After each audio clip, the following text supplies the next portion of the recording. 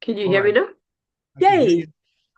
I don't know what the matter was, but reconnecting fixed it, so that's good.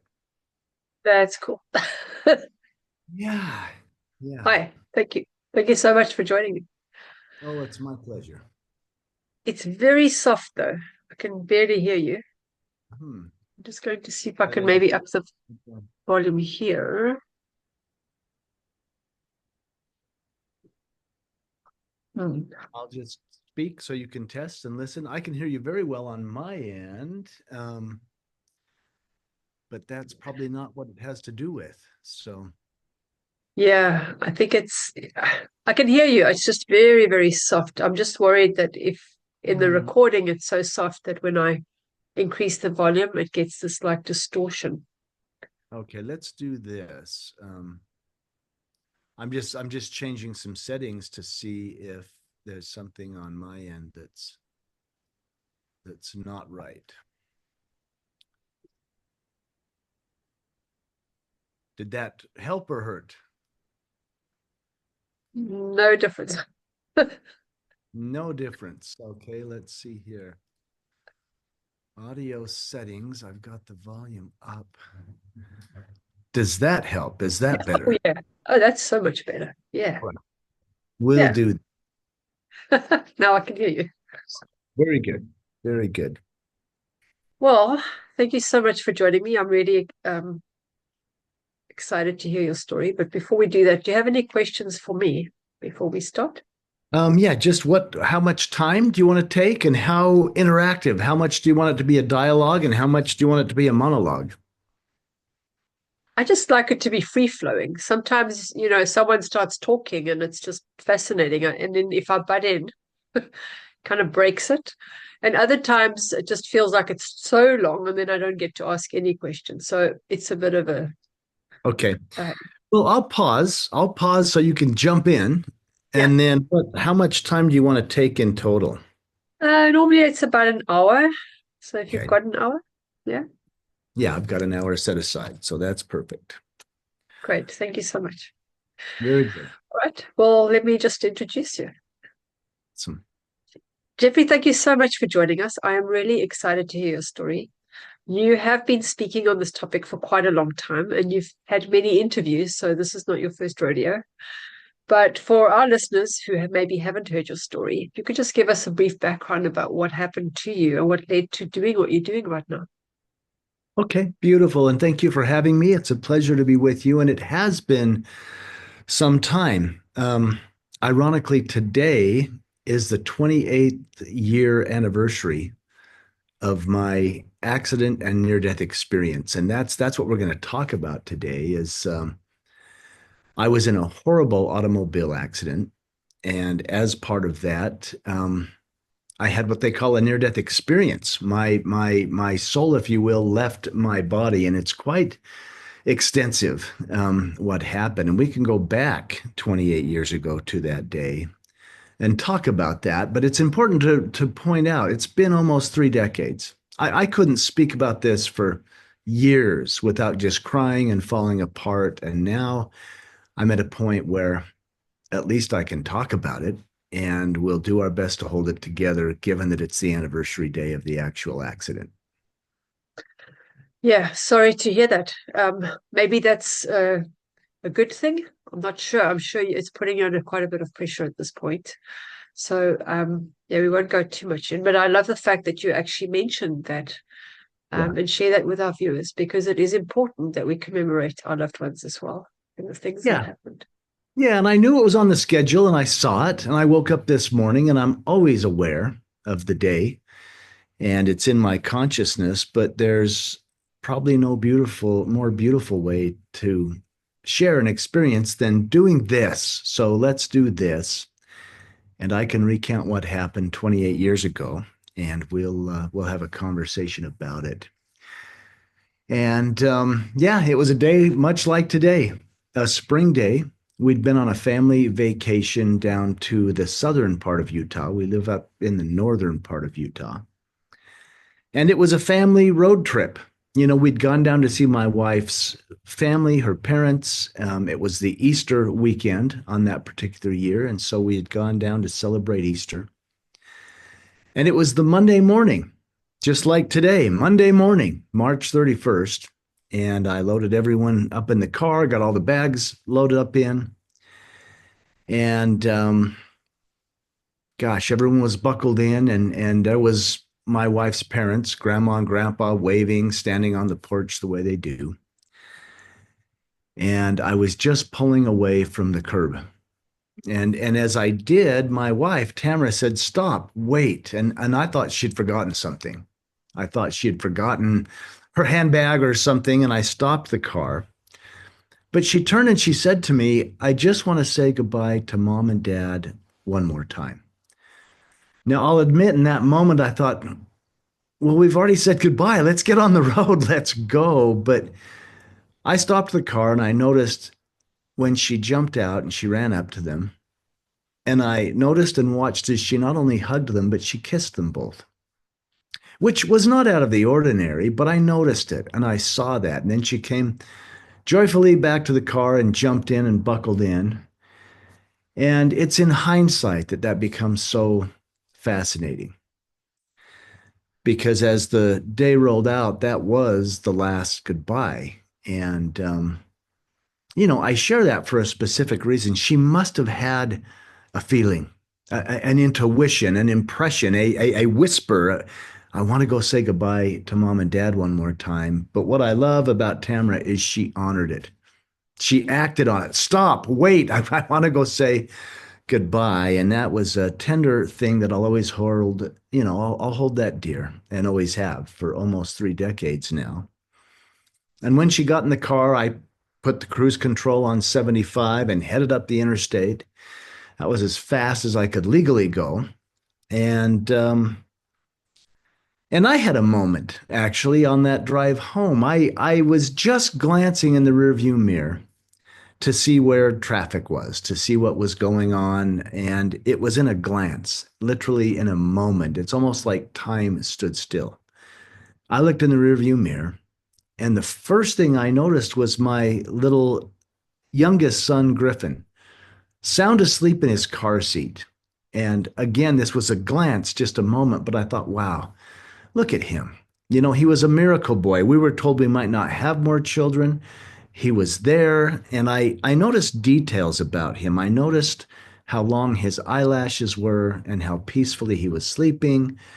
And then I heard my 7-year-old, my oldest son, playing with action figures in the seat behind me. And the car was filled with the noise of a healthy, very, very imaginative little boy.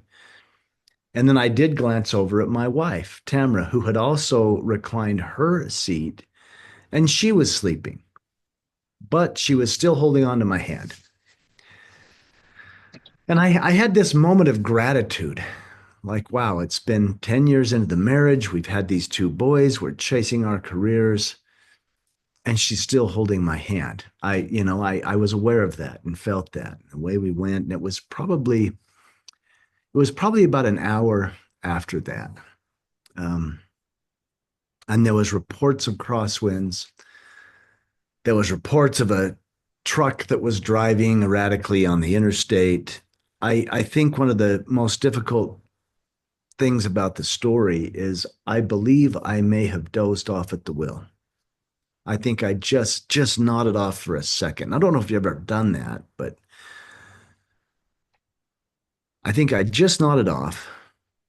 I swerved to the right and then I overcorrected to the left. And when I did that, I lost control of the car.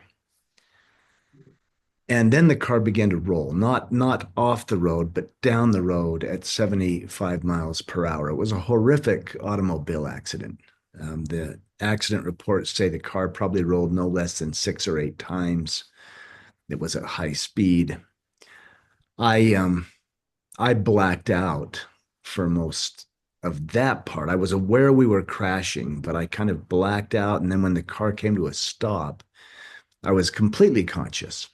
I was completely aware. And the first thing I was conscious of was my little 7-year-old behind me crying hysterically in the back seat. And my feeling was, I've got to get to my son.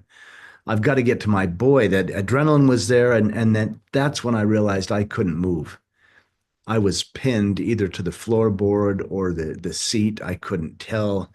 There was all the broken glass and the smell of the gasoline, and I was unaware of my injuries. I knew I was struggling to breathe. I knew I was holding on to consciousness.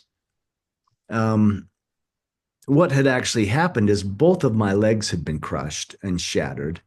My left leg was eventually amputated above the knee.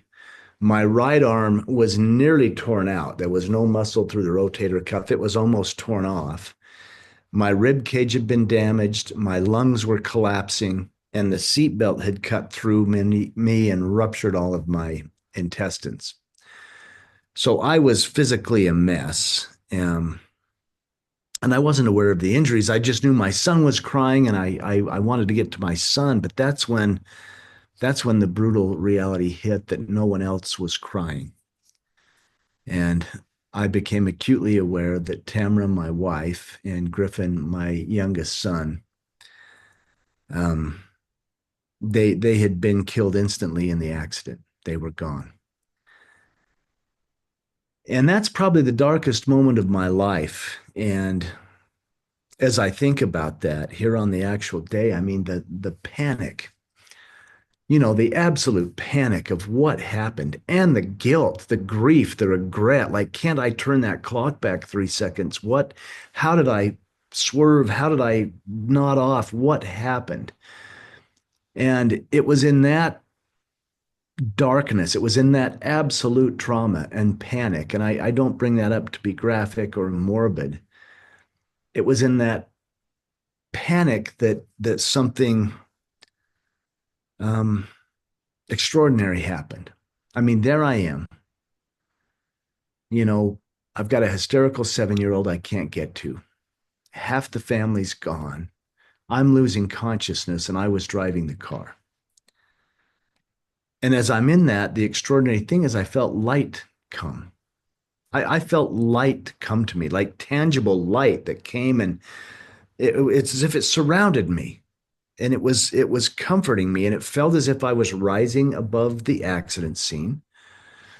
And suddenly I could breathe. I had no pain. I thought, what? I was a little bit confused, like, what's happening?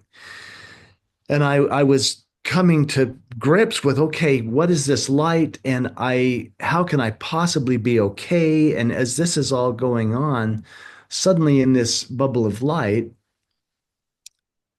my wife is there, and she's very much alive, and she's beautiful. She's radiant. She doesn't have the injuries that I witnessed in the accident. She's there, and she's beautiful, and she begins to communicate. And she's emphatic, Jeff, you can't stay. You can't stay. You've got to go back. You've got to go back. You can't be here. And we began to have a conversation. I mean, we literally discussed the fact that if I stayed with her, our 7-year-old would be orphaned. And we made a choice. Now, she couldn't come back. The extent of her injuries was actually worse than mine, but I could. I could come back, and we made that choice. And that's the most profound goodbye I'll ever say. I mean, we chose, and we agreed, and we embraced, and it was emotional, and it was very real. I mean, the senses seem to be far multiplied than they are in the body, even though I believe my soul must have left my body. And that's what happened, because as we made that agreement, as we made that choice, and we said that profound goodbye, then whew, all of a sudden I find myself wandering about a very busy level 1 trauma center, an emergency hospital. And I have no concept of time in this bubble of light, this goodbye. I later found out people arrived at the scene. one of which was a doctor. He was able to get some air in my lungs or do something to, have me seen to. Spencer, my 7 year old, was banged up pretty good. He had broken his wrist and he had bruised his ribs, but he physically walked away from the accident. Emotionally, he thought the whole family was gone. I had to be extricated from the car and then airlifted or life flighted to the nearest level 1 trauma center, given the extent of my injuries. But I had no idea about that. I knew I had crashed the car. I knew half the family had passed. I had said this profound goodbye, and here I was moving about the hospital. And when I say moving about, it's almost as if I had a 360-degree awareness of everything. I was aware of the doctors, the nurses, the patients, even the families of the patients. There was a connectedness, there was a oneness about this. And I'm moving through the hospital, and everyone I see, I I know them. I don't know them like, oh, there's my friend, but I know their journey. I know their soul. I know their love, their hate, their misery, their joy, their bliss, their motivations. I feel a connection and a oneness to everyone. For instance, a nurse, brushes by me in the hallway, completely unaware of me, but I am so aware of her. And in an instant, I know and feel her life as if she is me and I'm her. And I experience actually the abuse that she had experienced as a child. I feel it almost as if it's, I mean, I was aware of it, her physical, emotional, and sexual abuse, heavy stuff. And yet in that same instant, I see her magnificence. It's like, wow, look at her healing, helping, serving in the hospital. I mean, this was true of everyone I encountered. There was a knowing, and yet this experience of their magnificent soul. I felt as if I was seeing them as God sees us. I was seeing them in a much higher perspective, until I came upon a body, a man that I didn't feel anything from, which was kind of strange given this connected experience I was in. So I stepped closer and took a look, and that's when I realized, oh my goodness, that's me. But that was not me. I was having this profound connected experience. As I said, I believe my soul was experiencing this, but there was my body. There was my flesh, the skin suit that I'd been wearing. And it was so broken. It was so broken, and yet I knew I had to get back in. I knew I had made that agreement. I've got to get back with the body. And there was a reverence as I looked at the body. I realized I had taken my body for granted. I never even gave it any thought that I didn't have to remind my heart to beat, or think about my lungs breathing, or teaching my eyes how to see. I was looking at this magnificent machine that I had taken for granted. And yet there it was, so broken. And I had this awareness. I had to get back in. I'd given my word. I'd made this agreement. I was coming back to raise my surviving son. And even with the thought, with the intention, I didn't have to figure out, how do I get back in? Our thoughts are so powerful. It was just the choice, the intention. I'm going back in, and then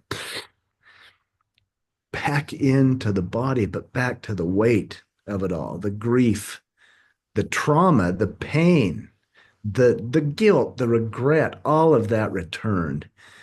And it was so heavy. I was ventilated. They had a big tube down my throat doing the breathing from my lungs, as my lungs had collapsed. And my legs were obviously immobile because they'd both been crushed, and my right arm was immobile because of the way it had been torn out. And they eventually tied down my left hand because I kept grabbing at all the medical equipment.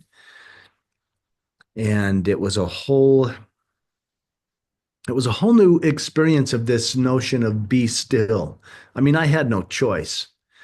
I was just there in the ICU, wallowing in the emotional injury, which was far worse than the physical injury. The physical injuries were intense and massive, but the emotional grief and trauma was much deeper.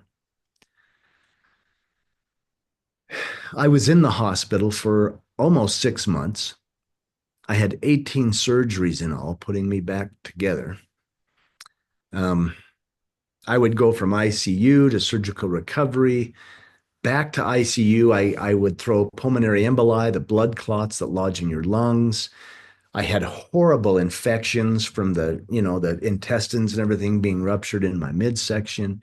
The leg had been amputated above the knee. I mean, that was all. I really should not be here, but I had made the deal. I had agreed to come back, and I learned a lot. I learned a lot in the hospital. I'd had this profound out of body experience, and I'd felt this connectedness, and then boom, I'm back into it all. And I think maybe the most profound thing that happened during my hospital stay was at the end of my hospital stay. And it's probably worth pointing out, because I know there's theories and skeptics. I mean, the two most profound experiences I had were at the scene of the accident, before any morphine or anything had been administered. And then at the end of my hospital stay, when I was out of ICU, out of surgical recovery, out of regular hospital, I was actually off of the heavy narcotics and was in the rehabilitation wing. And there I was, and I was going to make it. I was going to go home. I was going to be able to continue my life. It was interesting. I was in a wheelchair. My left leg, as I say, was amputated. My right leg was in a brace, sticking straight out. My right arm was all up in a sling because they'd attempted to rebuild the shoulder, and then I had a colostomy bag because of all the intestinal injuries, and I had one working hand. It was quite a process, but I was finally able to sleep on my side, ironically. I mean, I naturally sleep on my side, and I'd laid so long on my back, I'd rubbed all the hair off the back of my head. I was bald on the back of my head those long months, but this at this point I could lay on my side. They had stabilized my abdominal injuries, and I fell into a sound sleep. And it was interesting because I'm sleeping, but I become very conscious that, wow, you're sleeping peacefully. I mean, I don't know how you're conscious when you're asleep, but I was aware I'm sleeping very peacefully.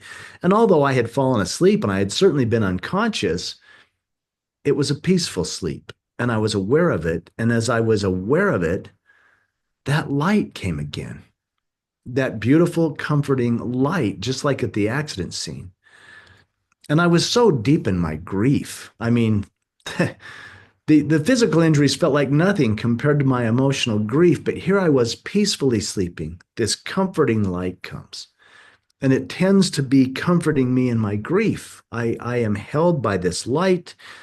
It feels again as if I'm rising above the hospital bed. And yet this time the light dispenses. It dispenses like fog off a lake. And I find myself in the most beautiful place. People say heaven, the spirit world, the other side. There's all these words we use to describe it, but the only word that comes close to what I was experiencing is I was home. I was home, and I was whole. I had both legs and both feet, and my body was working perfectly. And I actually began to run. I was joyfully running, and it was such a physical, sensual experience. I mean, I could feel the energy of the ground beneath my feet. I could feel the intelligence in my toes and in my calves and thighs. And I'm joyfully thinking I'm home and I'm whole. And then I got the message or the knowing I wasn't there to stay. And at that point, there was this corridor off to my left. And I knew intuitively I'm to go down that way. And I went down this corridor. And at the end of the corridor was a crib. Now, Griffin, my little son who passed, he was only 14 months old at the time of the accident. So he was still sleeping in a crib. Now, granted, he was climbing out of it at night and, cause he was a toddler. But when I saw that crib and the grief I had at having my son pass, I raced to that crib and I looked in it, and there he was. there he was sleeping as beautifully as when I glanced in the rearview mirror. And I swept him up in my arms and I could feel him. I mean, it was so tangible. Um, I don't know if you've ever picked up a sleeping child, but there's a weight and there's a heat to them. And I picked him up and I could feel him solid and I held him against me. And I could feel his ribs expanding and I could feel his breath on my neck. And I leaned over and I smelled his hair. I smelled his hair. I mean, all the senses were there. And I'm like, this is my boy. I'm holding him. And I began to weep. I just had so much grief over the loss of both he and my wife, Tamara, but here I was holding him. And it was so tangible. And as I held him, I felt this presence behind me, this overwhelming, wise, cosmic presence behind me. And I'm holding my child. And I begin to have that guilt bubble up again, those feelings of, oh, he's here because I dozed off or I overcorrected or I messed up behind the wheel and this presence is coming closer and closer behind me. And I'm thinking his life was cut short because I messed up and the guilt was bubbling up and I'm weeping and holding him and the presence gets right behind me. And I had the thought, I hope I can be forgiven. Because my fear was that's God. And my little boy's here because of what happened. And as I had that thought, and this felt tangible too, I felt these divine arms wrap around and hold me and my little boy. And that's when the whole lid came off. There was just a download of peace, of love, of truth. In that thought, I hope I can be forgiven. The first thing that came through was there's nothing to forgive. It's all in divine order. And I thought, how could that be? He's here, and then I began to see my life. I saw my life, and I saw my parents divorce. I saw the insecurities that created in me. I saw the band-aids I put on that insecurity. I had to be the guy to make the grade and make the team and get the girl. And I was seeing my life completely different, held in the arms of the divine. And there was things and I thought, well, that was a mistake. I didn't mean to do that. But the divine being that held me simply said, well, what did you learn? What did you learn? What was the lesson? And so I'm seeing all of this. And I saw things and I thought, well, that was wrong. And I knew it was wrong. And I did it anyway. And the divine being that held me communicated, well, that's your judgment of it, not ours. We love you.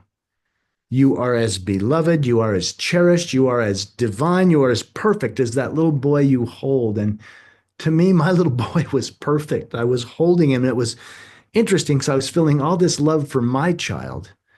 And yet I'm in the arms of God feeling all this love for me. And yet it was magnified. And it was such a personal experience, but I knew that it was radiated out to every living soul, every person. And it was overwhelming. It was almost like the entire universe was watching this exchange, this love between me and my child, and this love between me and the Creator. And I was also tutored on choice. I was told you can be mad at God the rest of your life because this accident was allowed to happen, or you didn't get a prompting like Tamara did to go say goodbye. I mean, why didn't I feel like pull the car over and stop? I could be mad at God for the rest of my life, and that would be a choice. I also saw that I could beat myself up for the rest of my life because I was driving the car, and that was a choice. And this was an interesting thing because the divine being that held me said, I want you to exercise your will. And I'm like, well, wait a minute, this is God. And I grew up in a conservative Christian home. I'm like, it's your will be done. I've known that since I was a little boy. And here I am arguing, with the divine. But I was told, I want you to exercise your will. And when I said, but it's your will be done, it was communicated to me Your will is my will. That's how much you're loved. My will is that you have free will, that you get to choose. And in that moment, I was given the choice that I could give my son back, and my wife too, for that matter. I could hand them over. I could exercise my will and give them to God, and perhaps they wouldn't feel like they were torn away from me. And in all that love, in all that peace, in all that beauty, I was able to kiss my little boy and hand him over. And then, back to the hospital bed, back to the amputation and the braces and the colostomy bag and all that was going on, but with a, an expanded awareness of what love really is and what unconditional love feels like and what choice is at a very cosmic level. And it's not that I had the accident and then I had these profound experiences and I was okay. No, we had a horrible accident. I had some very interesting and profound experiences, and I grieved like anyone else would. I hurt like anyone else would. But it certainly provided some insights and maybe some healing that may be the only thing that got me through, quite honestly. Yeah, I think losing your wife and your youngest son must have been devastating.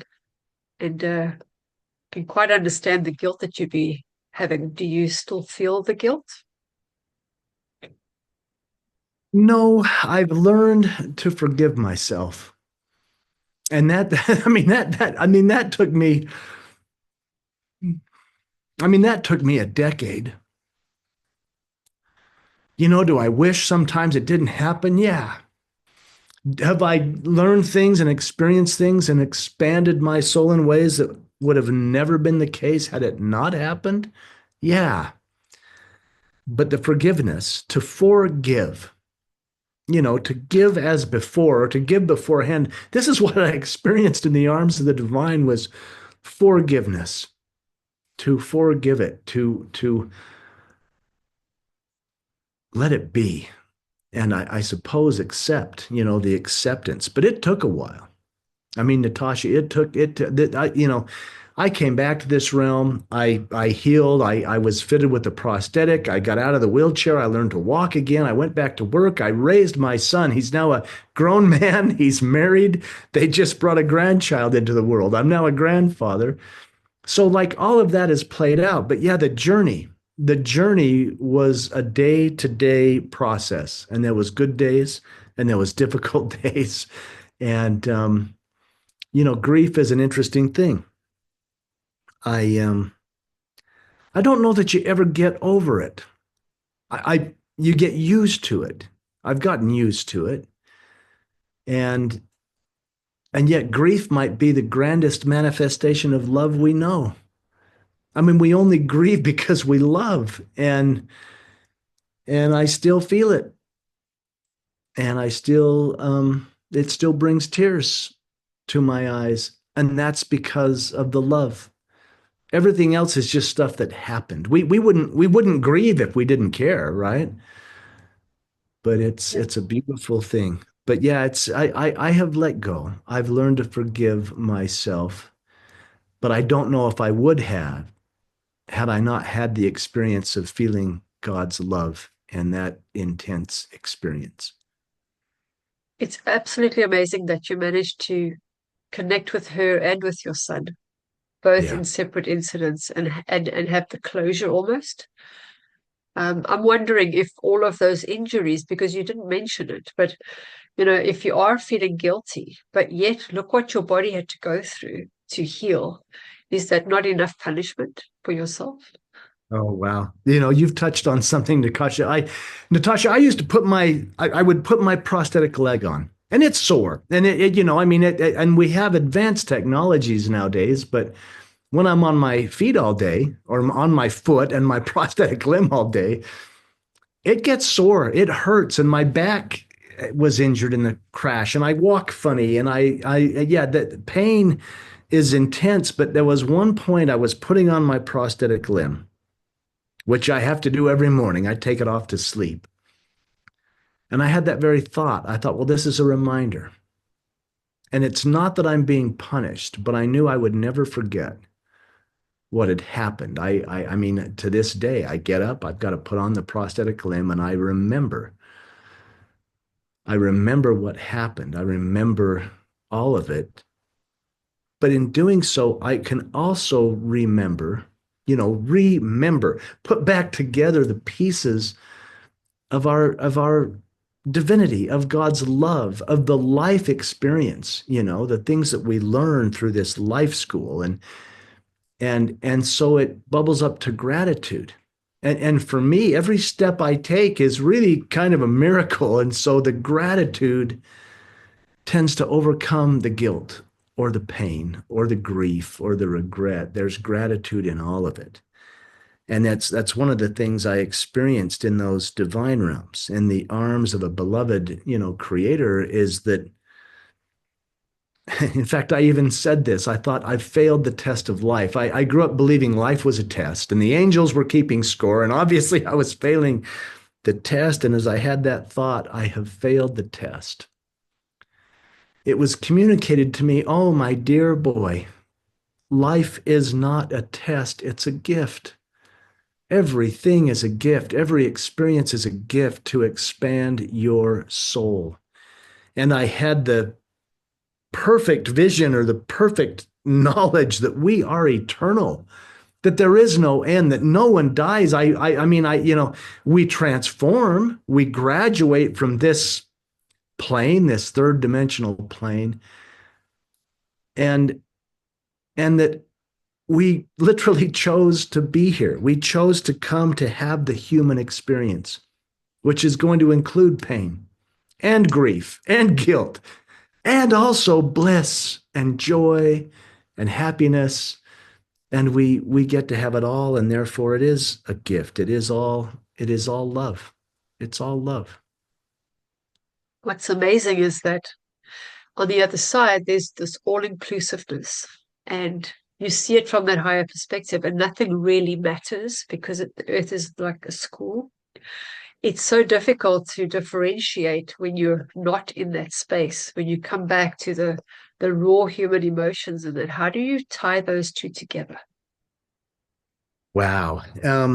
They're opposites. I mean, maybe we're experiencing what we're not in this realm, that we might more fully embrace who and what we truly are. I mean, I came back and it was confusing. Like, where's all that love? Where's the love I felt there? And and yet also, gosh, was I looking for an external validating force? I mean, even being in the arms of God was an external force allowing me to process and feel okay. And I don't think it was until years after, when I truly learned to let go and forgive. I mean, a decade after the accident, that I thought, gosh, it has to come from within.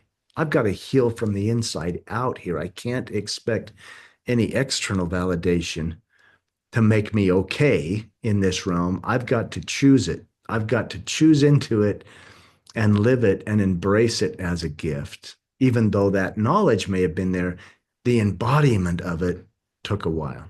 And still, I have good days and bad days. So I haven't mastered it yet, but I certainly am aware of it.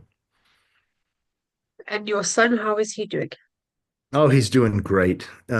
He's doing fantastic. He lives on a little farm, and we built a chicken coop yesterday. He bought a bunch of little baby chicks, and now they're getting big enough. We had to build a chicken coop so we could have a place to house them. And I'll tell you about my son. I mean, here he was. He was 7 years old when the accident happened, and I mean, a child really. And he didn't have a near-death experience or an out-of-body experience. None of that happened to him. He had to navigate it from innocence. In fact, when they brought me home, and this was, I mean, I was in a wheelchair and I had the braces and all going on, and my brothers would literally have to pick me up and put me in the electric wheelchair that I could drive with my one working, hand.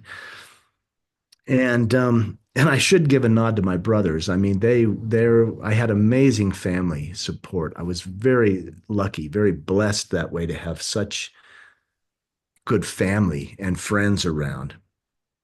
But my brothers took me home, and they'd build a ramp so I could get in the house for this wheelchair. And Spencer, he had seen me in the hospital, but I was under the covers and we would talk and cry or whatever, but now, gosh, I was coming home. I was so worried about how he would accept me.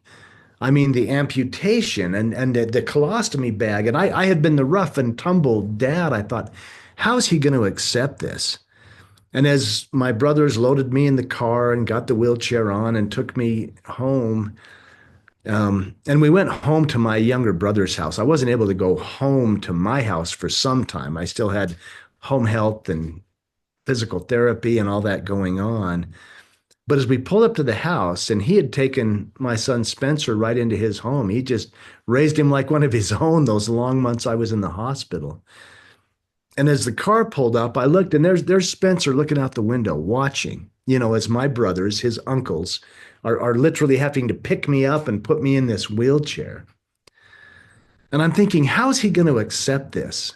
How is this going to be? And they got me in the wheelchair and I got situated, and he came running out of the door and he ran right toward me.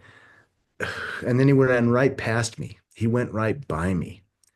And I thought, it's too much. The colostomy bag, the amputation, the braces, this is too much. And it kind of broke my heart a little bit, but I began to move the electric wheelchair and I turned to navigate it up the ramp to get it in the house. And I just looked to see where he went. And he had actually run across the street and he began knocking on all the neighbors' doors and he was shouting, "Come out, come out. My dad has made it home. Come and see my dad." And I burst into tears again. I cry a lot. I thought, wow. And he did. He made the rounds to the doors and he came and he threw himself on my lap, which just about killed me because I still had all the sutures and everything from the abdominal repair. But there I was in this realm, holding my surviving son. And we had an interesting conversation. I was saying, look, I'm going to work really hard to get better. I'm going to do, all I can, but I'm going to be like this for a while. I'm going to need your help. I'm going to need your support. And he was a Star Wars nut. I said, they're going to fit me with a cool Darth Vader leg and I'll learn to walk. And I was explaining this and he threw his arms around me and he said, "Dad, if you were nothing but a puddle of blood, I would still love you." And we laugh about that even now. But the reason I bring this up, I mean, this is the kind of soul he is.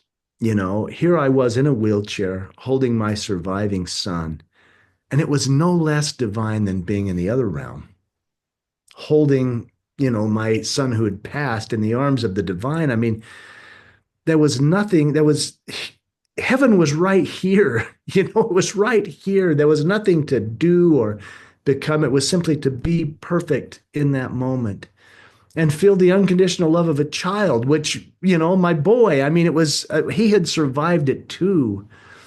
And he had survived it in a different way. When he was a young man and probably in his early 20s, he came to me and he said, "Dad, I don't get it. Like, you had all these experiences. You got to say goodbye to Mom and Griffin and you went to the other side." And he said, I haven't had any of that. He said, "I've beat my knuckles bloody on this thing you call prayer or God, and I got nothing." And he said, "I was a little boy." He said, "Maybe you're deceived in some crazy way. The oxygen will shut off to the brain and you'll have hallucinations." And he said, "Or maybe you're making it up." But he said, "If there's a greater power,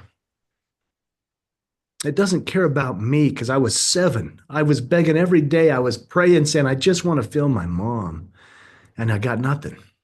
And I mean, but I watched him work through that. I watched what he did. At one point, he came to me and he said, Dad, he said, maybe I'm God's light.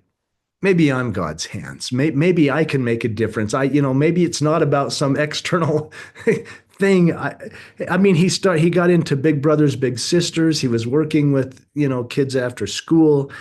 He got involved in an after school rock and roll program for kids. They'd be playing their music and expressing themselves, and he loved that. Like that was their therapy. And I mean, now that he's fallen in love and he's married and he's become a father and made me a grandfather. In fact, he came to me recently and he said, "Dad, let's do a children's book. Let's collaborate. Let's co-create a children's book for all those kids that aren't getting answers, just like me, that didn't have some experience." And I think he's the more noble soul. I think I had the experience because I wouldn't have survived it. I'd have been strung out on some street corner wondering what happened.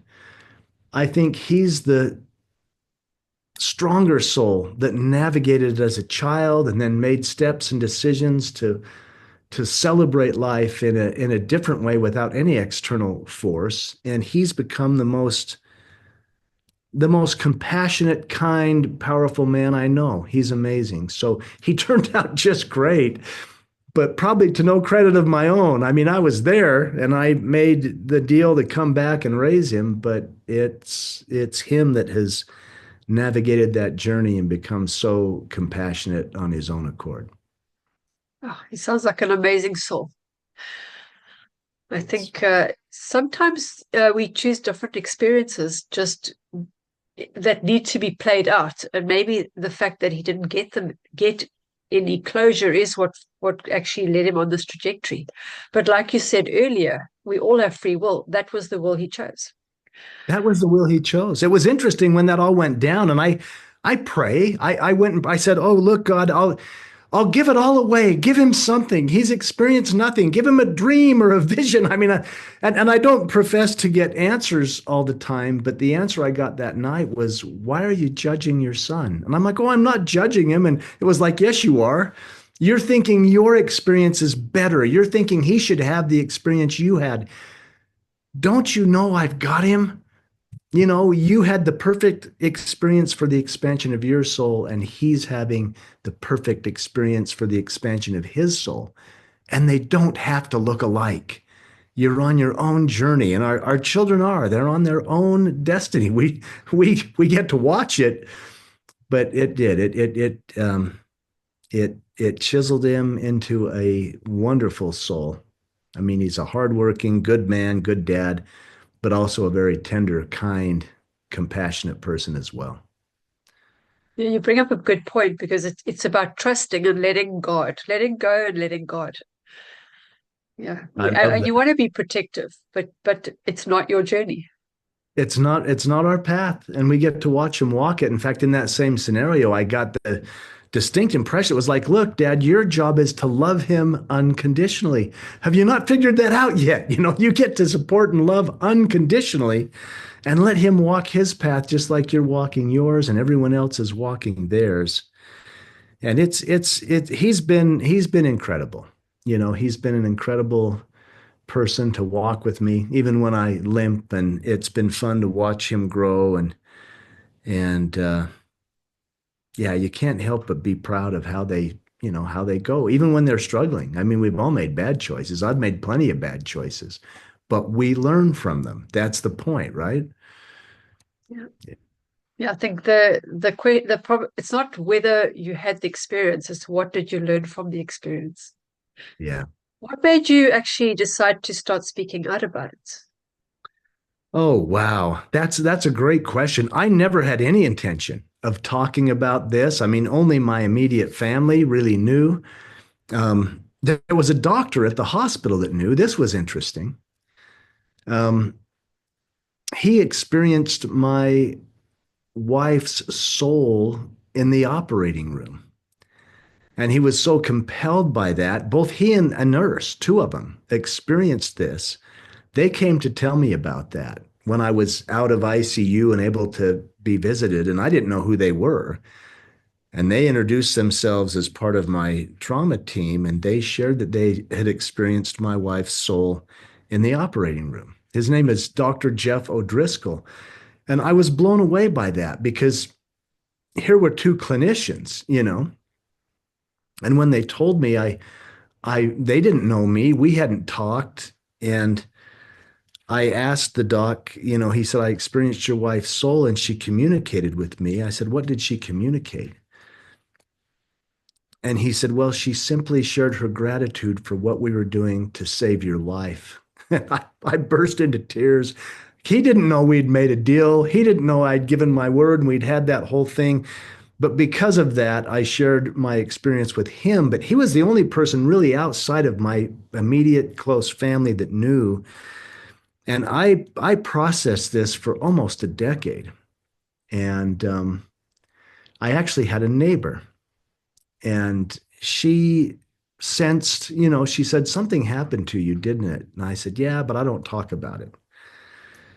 And she said, I want to come over tonight and I want you to talk about it. I want you to tell me what happened. And so I really trusted her.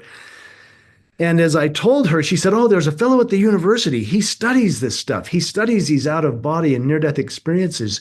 You should come talk to him. And I said, no. And she said, no, really. I trust him. He's good. And so I came and talked to him. And I used to just cry. I couldn't even hardly share the experience. But after sitting with him, he said, you need to come talk to our group. We have a group that meets in the city. And I said, no. And he said, Jeff, some of them are in late stage cancer. They're dying themselves. Some of them have had loved ones pass away. Um, it may be very useful. So I went to that. I acquiesced to their requests. I went and spoke to the group, and I cried halfway through it. But then a guy in the back came up, and he owned a publishing company. He said, "You're going to write," he said, "You've got a story, and this will assist." And this was a Friday night, and he got my information from the organizers of that little group, and I had a book contract in my email on Monday morning, which really threw me, and I didn't want to do it. And there was certain barriers. There was really some barriers. I went back to the scene of the accident. I went back there. I prayed over it. I asked. And it's like, look, I've got a book contract in my email. I don't want to do this. I don't want people to think I'm crazy. I don't want people to think that I think I'm special in some way because this happened. And I think the biggest barrier, Natasha, was it's like, gosh, can I accept a book contract? Could I accept a royalty check for a book based on the catastrophe that took half my family and I was driving the car? I don't know if I'm that guy, but I was there at the scene of the accident on the side of the road, and I got a profound answer. I call it the voice that speaks to the heart. I can quote what I was told. So as I'm kind of pouring my soul out here in this prayer, if you will, that voice, that answer, that divine voice that speaks to the heart, I was told this specifically. I was told, share your experience and others will heal. And I thought, oh, well, if it's about other people healing, if it's not about me, then that's a possibility. And I'd done some healing by then on my own. So I embraced writing the book. And, that was an interesting experience. I would write at night. I relived it all. I would cry. I signed the book contract. I wrote it thinking, well, I'll just write it so my family knows what happened. I mean, I thought it doesn't matter. My mom will buy a copy. Who cares? I just didn't think this was going to be any kind of a thing. But I wrote the book. The publisher reached out and said, this is really good, and they released the book, and it hit like number 3 on Amazon in the first 10 days in the category. And suddenly my life completely shifted. I was getting invites from all over the world and all over the country. I was in Amsterdam and London and Oslo and Findhorn and all over the United States and Mexico and all, it was a whirlwind thing. But I saw what was happening. The first letter I got from the publisher, actually, it came in the publisher's letterhead. And I hesitated. I thought, oh gosh, is this that royalty check? Am I ready for this or not? Do I even want this? I could donate it. I could do all kinds of different things. I opened the letter, and inside was a little 3x5 card with little pencil hen scratch on it. And I thought, well, what is this? I got my spectacles on and turned it over, and I realized it was jail mail. It was from an inmate up in Vancouver, and that's what they do. They have to monitor all their mail, so they give him these cards to write on. And I turned it back over, and I was reading how he was recounting his pain. He said, I lost my family too, not to death. They've disowned me. I'm in prison. I've done these horrible things, which I'm paying my debt to society for. But he went on to say, but I am changed.